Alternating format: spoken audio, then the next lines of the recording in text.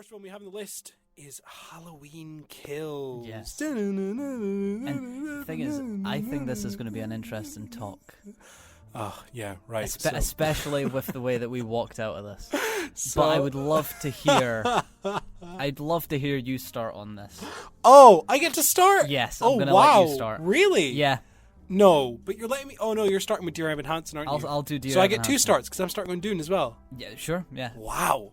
I'm getting treated nice today. Okay, Halloween Kills. Sucks. Right out of the gate, okay? Directed by David Gordon Green, who directed the 2018 one, right? Yes.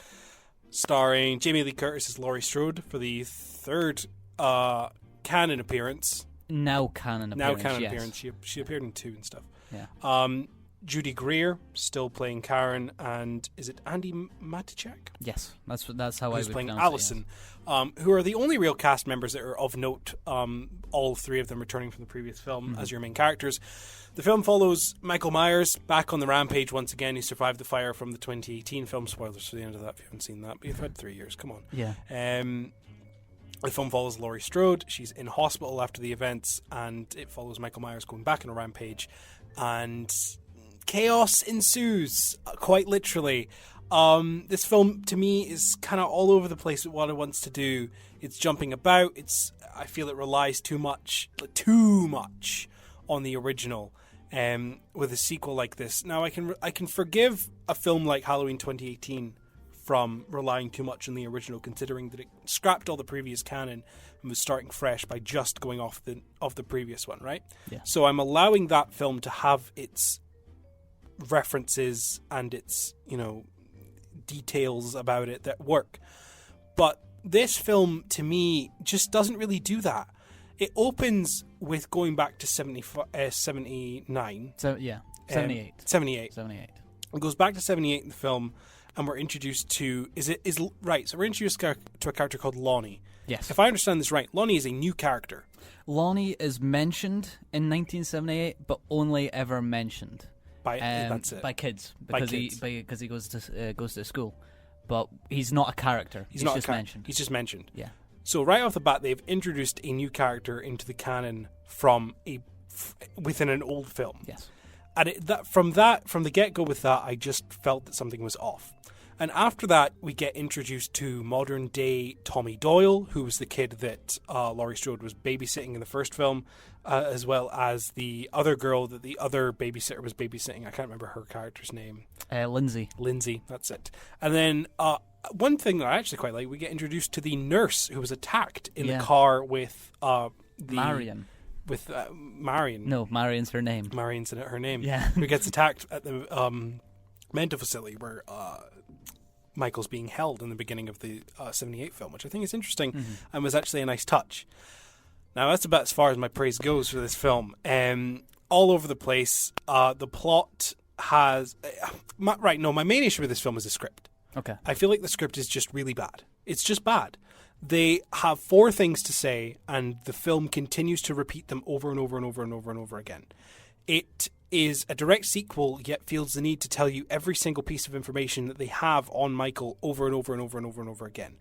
I cannot tell you how many times it's mentioned that Michael was a child when he murdered people, when he looks out of windows and stuff, that how many people he has killed. They go through this part where Tommy Doyle literally stands up on stage and tells the story, and then throughout the film he begins to tell the story over and over again to different people, and he keeps mentioning different parts. Characters will have conversations in one room and then transfer outside of that room to have the same conversation again, written different.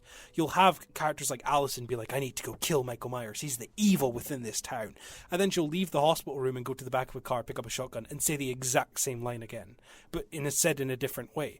It feels like the film is just continuously repeating itself in order to get to an end point that it had in mind, but how that middle point happened was kind of all over the place. I just didn't feel anything for this film at all. I feel like it's struggling and it's chugging along. There are decent parts to it. The kills are cool. The soundtrack is really decent. It's really good. But that's as far as my praise goes. Everything else about this film just doesn't really work for me at all. I enjoyed it a lot more than you did. Yeah. But I still want to acknowledge that I do not think that this This is the weakest out of the now 3 canon films in this series. But I still think I had a lot of fun watching it. For the sole reason of we watched this straight after watching the original Halloween and then the 2018 Halloween. Yeah. And something right off the bat, which I thought was absolutely a brilliant directorial move, was to have so much continuity between 2018 and this Halloween Kills. I will agree. And it seeming quite like it flows so seamlessly. Yes. There's characters that show up here right at the beginning of the film. I can't remember their names, but they're going to Halloween. They're dressed for Halloween. Mm-hmm. One of them is dressed as a doctor because she's a doctor, and the other one's dressed as a nurse because he's a nurse. Mm-hmm. And when you watch 2018 Halloween, you see them entering their car on their street, going somewhere, while Michael Myers is going through the street, stalking. Yes, and you don't know where they're going. It doesn't really seem like they're important characters at all. They have maybe less than 5 seconds of screen time in the 2018 film. But then they show up here, and they seamlessly reference, oh, that's our street, and all that, when it comes on the news that Michael Myers has returned. And I found that really, really good, because if you were to watch this film completely on its own, then you will not remember that they showed up in 2018 Halloween, because they didn't have an impact at all in 2018 Halloween. And everything that Kills does for those characters, introducing them at least, I feel works as an introduction on its own. Now, I agree, but my issue is that the film can't make up its mind on stuff like that. Yeah. So while it does do something like that, where it's not going to exclusively introduce these characters and say, hey, look, these guys were in the 2018 film. It's a blink and you'll miss it thing. Yeah. But why are they doing that for those characters, but then not doing that for characters like Tommy Doyle or, I've forgotten her name again. Oh, Lindsay. Yeah. And Miriam? Marion. I think for characters like that, they literally say their names a few times out loud and then show clips from the 78 film and say, look, it's these characters. Why are you doing that for them, but for characters that were shown in the 20 film, you're not doing that? I think the reason for that would be down to new audiences. And honestly, I think it's completely down to new audiences. I think people looking for a Halloween, not a Halloween film, a scary movie to watch on the holiday of Halloween, and they see Halloween Kills us at the cinema, they're just going to go and watch it. And I will say this, I don't think that the film does a brilliant job emotionally with the characters of Tommy Doyle or Lindsay. I am quite disappointed with where they end up character-wise. However, Tommy Doyle may go down in history as this year as one of the most annoying characters in film history. I hated him on screen. He really annoyed me. But the thing that I think David Gordon Green was trying to do was to actually have an emotional impact for these characters. And to just say, oh, I'm Tommy Doyle, and this happened back then, I was the boy, this, that, and next thing. I think general audiences might not necessarily get the emotional impact that would say, well, they were all the way back in the very original, the very first film. This is who it was, and this is why they're important. Those little scenes for those characters are just showing an importance to them. But I will admit, I don't think the importance is carried through. No, it's not. That is unfortunate. But other than that, I think the continuity, what they have, I never found a problem with it, because we're living in an age in which sequels happen all the time, and I feel like Star Wars, even Marvel films, they reference previous films in the exact same way, but admittedly they'll do it a little bit better and they'll do it less often. Now, I agree with that, but I think I don't like that other films are doing this now. I'm not a fan of this whole cinematic universe thing that people are doing, where they feel the need to connect films to films and have films connect to other films and stuff. Well, that is something. This is definitely a bridge film. And I think you have to go in knowing that it's a bridge film. This is it does not end the story that gets started in Halloween 2018. No. It just moves it along, and I think that Halloween Ends, which is scheduled to come out next year, if it does come out next year, we'll wait and see. But the story is going to end brilliantly in Halloween Ends. But when that comes out, we'll finally find out if this chapter is better than what we think it is right now. Because right now we don't have a definitive point of where this is going. No. And if it does, well, if Halloween Ends goes the way of Rise of Skywalker, let's say, and it completely just kind of destroys this franchise, then this film is just going to suffer tremendously from that.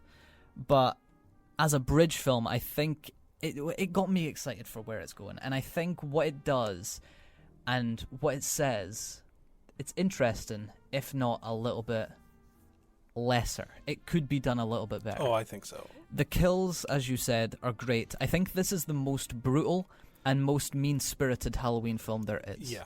This is... The kills in Halloween Kills are quite deranged at times. They are. I think I like what this film does with Michael, in which it kind of shows him in more of the light that they're trying to go in.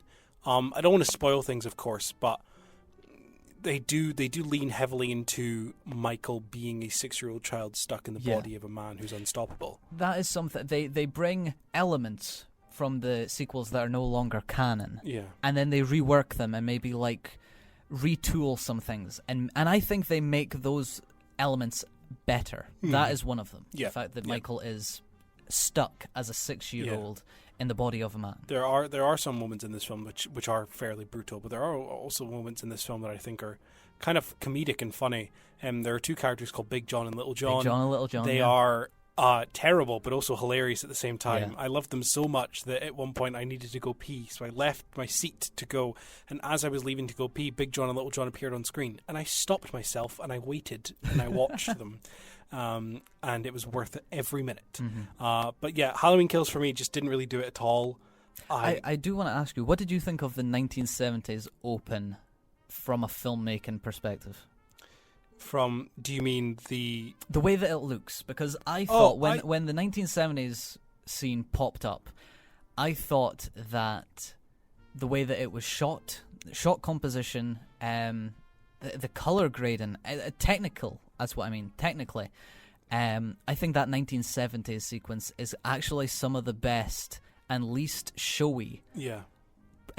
Previous film footage. It did do a very good job of replicating what was done in the 78 without film. going overboard. And it was really impressive. And I do actually remember watching that and going, "Oh, this is cool." I did like going back to 74. or 78. Sorry, I just found it was stupid that we went back to introduce a character. And I guess give backstory for another one, but that makes sense because he was already established. Yes. But introduce a character? Why are you not just pulling from characters we already had? Why do you feel the need to add another one? It felt stupid to include Lonnie for no reason other than just to have another person. Have another one, And it's not like he had any great impact on the story either. He was there to connect a character to a character they made up. It's strange. There's a lot of choices in this film I just don't get.